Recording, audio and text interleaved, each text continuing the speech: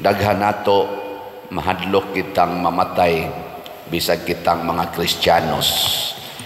Lingi ay mong tupad ing na excited kang mamatay.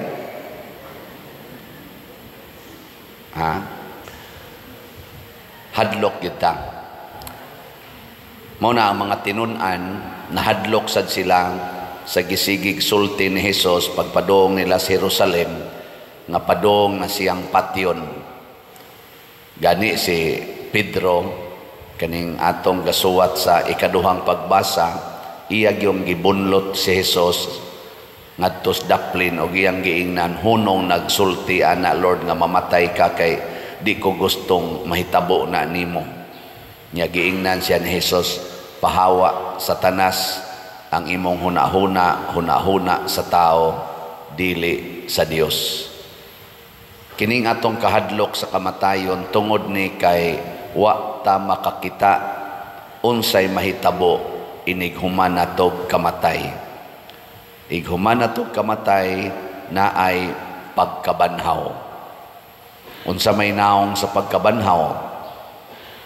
Sa unang pagbasa gisulti didto nga nakita ni Daniel ang langit, ang glory of heaven, ang katahom, ang kagamhanan, ang pagkahalangdon, ang pagkamahimayaon sa langit nga dili nato ma-imagine sa atong kaugalingong panghuna-huna, pero purti ginang ninduta, naggilak-gilak ang kanindot.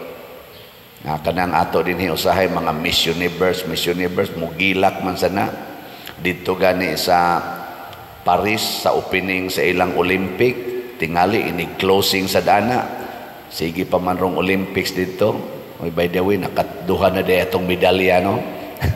Congratulations ni kisa to Carlos Yolo, naningkamot first time nga naay usa ka tawo nga Filipino athlete nga nakakuha og duha ka gold medals sa usa lang ka Olympic event. Nya Olympic pag yun, murag 100 years naman tingali nga wa tay gold medal sa Olympic. Iyampo nato, no, ang atong mga atleta og ang tibuok kalibutan. Ilan ang pagilakon maayo na pay mga fireworks ana magtan-aw ka purtig yung nindota, pero i-compare na sa glory of heaven, it is simply nothing. Kaning tanan natong mga beauty dinhi panindot-nindot, it is simply nothing compared to heaven. Sige, lingi ag usab imong tupad. Ina kanang imong naong, nothing rana compared to heaven. Usahay attach man kita sa tong naong, nothing ra na compare sa heaven. Mao na nga kun makasinati tag langit nun nga himaya, di masabot ang atong bation.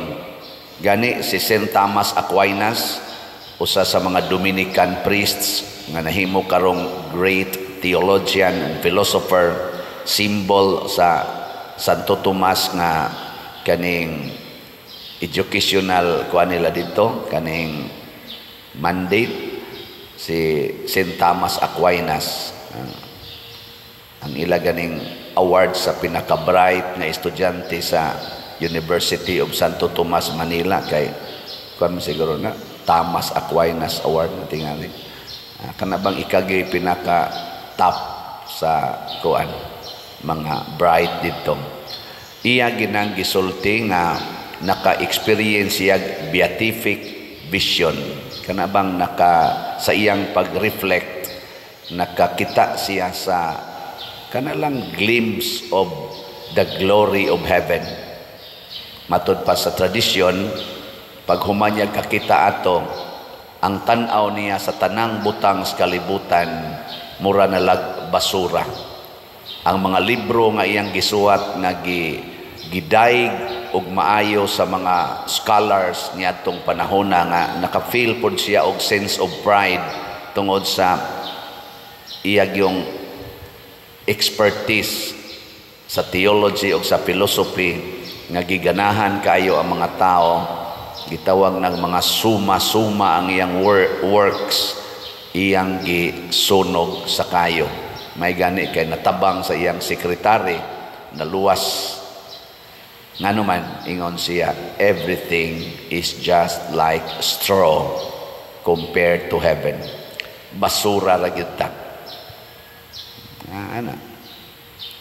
Nya unsa man din na kanindot ang pagkabanhaw, kining ato rong hitsura o status kinabuhi, himuon dining nindot kaayos Ginoo, inig kabanhaw nato, humanta mamatay. Mo nang niingon diri sa atong ebanghelyo, kini ang pinangga kong anak. Sa tigingon diri, pamati kamo kaniya. Ang maminaw ni Kristo maora say mabanhaw, maora say ma-transfigure. Pagkakita nilang San Pedro o sa iyang kuyog si James o si John, pagkakita nila sa naong Ginoo na ning hayag na talagsaon kayong katahom, mura sila nawa silang kaugalingon. Motong nakaingon na lang si San Pedro, magtukod lang ta dinhig tulo ka payag, Lord. Na kay nakit-an man sa dila si Moises o si propeta Elias, tukod lang tag tulo ka payag, nangalisang sila, talagsaon kaayo. Kanabitang tao nga magsunod sa Ginoo, ang naong sa dana talagsaon, like Mother Teresa of Calcutta. Normal kayo ang iyang naong kung atong tanawon, pero talagsaon kay siyag naong nga atong makita sa iyang mga binuhatan. Muna sa iyang panahon ni Mother Teresa, tanan nga mga great leaders sa kalibutan, masan gobyerno man or sa simbahan, Kristiyano man or dili Kristiyano, naggubat man or nagkahiusa, mutahod yun ni Mother Teresa. Karon santa naman na siya, Saint Mother Teresa, Calcutta. Gilingi ako no imong tupad, ing natanaw nimo sa akong naong talagsaon. Ing na ano, talagsaon ba? Naong? Common kay naong. Kung suwaya na to panindot ang atong naong or ang atong mga celebrations, nga mura kunuhay mo portray sa langit nung himaya, unya in a human way, imbis mo nindot, mo bati. Kanang beauty, kanang word nga beauty. Beauty belongs to God. Only God is beautiful. Everything is just like nothing or equivalent to clay. Ang Ginoo ra gyud dunay katahom. Ang katahom iyanas Ginoo, di na ato. Siya naghatag og katahom sa universo. Kay gikan man niya ang katahom. Muna nga kung kitang mga tao malimot na ganita nga ang tinuod nga katahom or beauty tuas Ginoo, nya kita nay magpa-beauty mahimo na noon tang yawanon.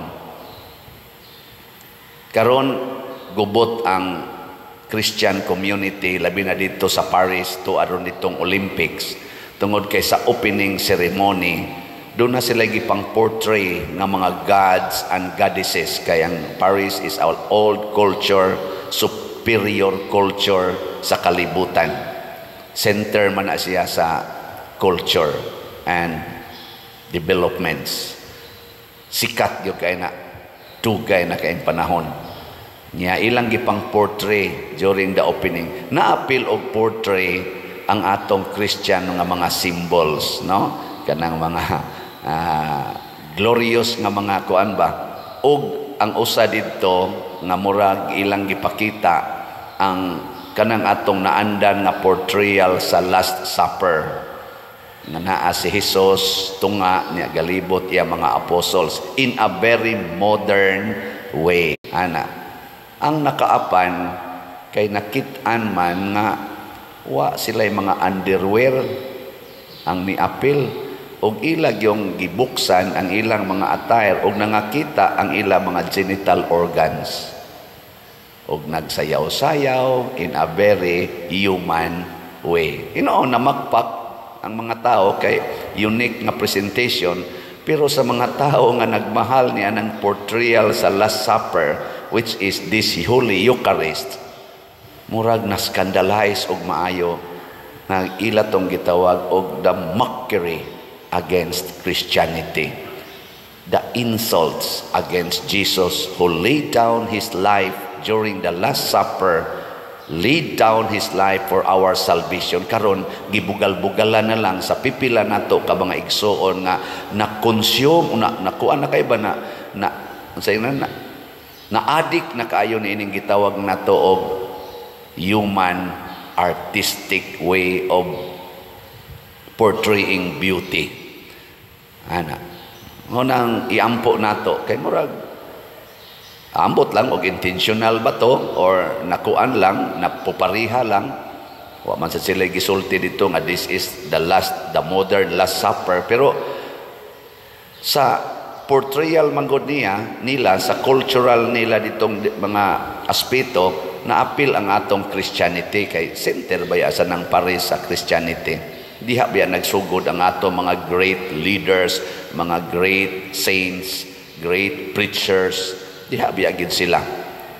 Mao na atong iampo. Lingi ako no imong tupad na kanang naong nimo nagportray pa na sa image and likeness of God. Na kanang imong naong bang kanang imong pagpa-colors buhok, pag-kiss-kiss kilay, pag-make up diha, is it still portraying the beauty of God? Di ba? Kanang manimba din usahay, no? Di naman kay daghan nga magsulob ana mga spaghetti, mga sleeveless, kanya pakita nga ni aning ilang mga unsay tawag anang kanal-kanal din unsa man na, are you still portraying nga ikaw usa ka Kristiyano? Kami sang mga pari usahay sulob nami ana mga short anas katilingban, dagko kay mi diring mga alahas ana dayon sa sigarilyo. Are we still portraying the image and likeness of God? Ang among mga activities, tanawa sad may mga pari, are we doing what is the image and likeness of Jesus in this world? Ang among mga sports, ang among mga cars, among mga balay, ang among pagportray sa among kaugalingon. Una na iningon ako, Pader, unsa may imong comment aning na-scandalize man kuno dito sa Paris? Nako, ay din alang tamo adto sa Paris, oy kalayo ato o magikukaanhaan ang lugara. Dinhi na lang sa atong locality, kitang mga Katoliko sa Pilipinas, kaming mga pare, mga madre, kamong ni ang sigig simba, kumusta ang atong image in public, atong public image? Nagpakita bata sa kahimayaan sa Dios sama sa gipakita ni Kristo during the transfiguration? Kana ang mga sinuluban ron sa atong mga batanon, ang ilang mga premarital sex activities, kaning pagkinabitay, kising kinabitay ni ang nagserve og simbahan na ay mga kabit na nagsimba gasigig puyo-puyo. Are we still witnessing the glory of God? Or ang ato na lang yung glory, ang atong pleasures? Mo check ka tingali tayo. Munang niingon ko sa pipila nga nag-text nako, anhin na lang tamang limpyo sa atong lugar. Ug mao na gid ni karon ang kalibutan, hapit na tamubalik sa sitwasyon sa Sodom and Gomorrah. Nga di na gid nila tahuron ang Ginoo, ang ilan na lang gitahod, mao na lang ang ilang pleasures, comfort and satisfaction in various ways, especially sa sexual activities. Mao na dinhi sa akong pagdumala sa atong parokya, tingali permi gid mong makakita nga naningkamot jud ko pag sulti aning sala, di lang para ninyo, para sa nako. Ako ginang isulti nga kining sala ato ginang hunongon, labi na gid ning mga kanibang mga laway nga mga sala. Nya kinisang atong paggamit sa kwarta, sige kog baligya din higslats, sige baligyag slats, dili na tungod kay nangayo ra tag kwarta, kung dili atong gigamit aron kining atong simbahan og simbahanan makita gid nato nga naa ang Ginoo. Lingi ako no imong tupad ingna dinis atong simbahan maka-feel ka Ginoo. Ingna ba? Na maka-feel ka Ginoo dinhi. O iyawa imong ma-feel. Alipay bitaw ko nga manganhi dinhi ato mga pilgrims, ang kani mga manganhi dinhi mga bisita, kamo noon murag wa na mamuy ayo. Kani mga bisita ba? Oh, magsingis do la padir oy, kanindot gyud, kanindot maka-feel gyud mi sa Ginoo dinhi. Ambot kamo nga taga dinhi, kitang taga dinhi maka-feel patas Ginoo. Ako maka-feel man ko kamo. Ambot lang ninyo. Hasta gani ang namalit na tog slots, maka-feel sila Ginoo. Father, kada nako palit og slot, lahi gyud akong bation. Nako hasta di ay ngadto no ang Ginoo basta mo apil gyud ka. Pero kanang gasigig higog magkwarta, sigig higog magkwarta, ang ma-feel ra gyud nila ang ila ra gyung pagbati nga bugat, hassle, worries in life, mao ra gyud nilang ma-feel. Kamong namalit og mga slot, sukad pas una 2020 natong pamaligya ani, kamo mo'y naghatag og kahimayaan aning atong simbahan og simbahanan. Ang atong mga kapilya nanganindot na, ang atong mga katawhan nahimuan natog balay, 90 nato ka balay para sa mga wagi balay nga atong kaigsuonan, natagaan natog mga bugas, natagaan og mga tambal, napaeskwela, nakatabang tagdaghang parokya kining tanan. Mao ni ang tinuod nga transfiguration, mao ni ang tinuod nga kahimayaan. Kanabang ang atong kwarta gamito na nato para sa atong kaayuhan as community, as church. Wa tay pili dinhi na atay gipanghimuag balay nga dili mga Katoliko. Ato nang tagaan dinhi ang mga anhi bisag dili Katoliko, because we are all loved by God. Gipakamatyan ta ni Kristo o kitang tanan qualified nga mahimo sang mahimayaon basta mosunod sa ta ni Kristo, dili magbugal-bugal ni Kristo. Nindog ta.